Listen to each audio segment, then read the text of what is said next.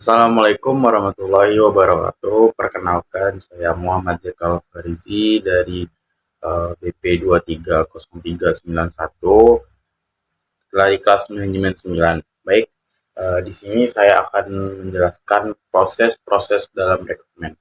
Sebelum kita masuk ke dalam proses itu, tentu kita harus tahu dulu apa sih itu rekrutmen gitu kan. Rekrutmen itu adalah proses mencari atau menempatkan seseorang untuk dipekerjakan dalam sebuah perusahaan atau sebuah organisasi. Ada beberapa proses rekrutmen. Yang pertama itu ada identifikasi lowongan pekerjaan. Yang kedua itu ada tentukan pekerjaan atau job recruitment. Nah, di tentukan job recruitment ini kita di dalam sebuah perusahaan atau sebuah organisasi itu kita membutuhkan posisi di bidang mana, itu namanya adalah tentukan pekerjaan atau job recruitment. Yang ketiga ada metode rekrutmen. Metode rekrutmen ini terdapat dua sumber rekrutmen. Yang pertama itu internal rekrutmen, yang kedua ada external rekrutmen. Yang kedua ada tantangan atau proses rekrutmen. Tantangan yang kita hadapi dalam proses rekrutmen itu ada beberapa.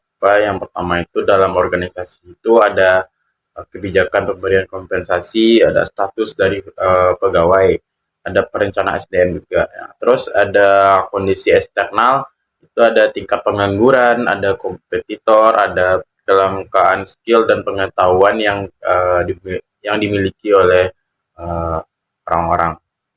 Nah, di sini di tantangan proses ini ada juga yaitu seleksi, dan ada beberapa seleksi yang harus kita uh, laksanakan di dalam tahap rekrutmen ini.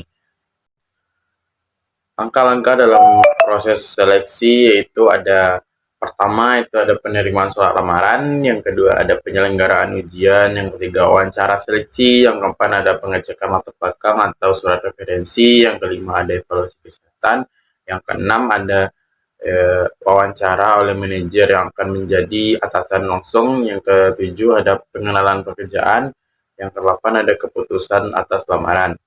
Nah, di situ tadi ada beberapa. Nah, yang terakhir ada penempatan pegawai. Di penempatan pegawai ini ada penempatan adalah penetapan tugas, ada asesmen bagi pegawai baru atau penugasan baru, reasesmen bagi pegawai lama. Di penempatan ini biasanya merupakan kewenangan dari atasan sendiri, uh, kepala unit kerja, setelah dikonsultasikan dengan uh, manajemen dan apa yang dipilih dalam saat pelamaran di suatu perusahaan atau sebuah organisasi dan jabatan yang kita inginkan, di situ akan dipertimbangkan. Nah, kalau jika sudah di bagian yang kita inginkan sudah dibutuhi, nanti uh, uh, pemimpin perusahaan juga akan mencoba mencari di bagian mana yang kita bisa uh, dapatkan, dan kemampuan kita juga bisa dipakai di dalam sebuah jabatan yang kita dapatkan nantinya. Oke, sekian dari saya, itulah tadi penjelasan tentang rekrutmen dan beberapa hal yang lainnya. Kalau ada salah dan yang lainnya saya mohon maaf.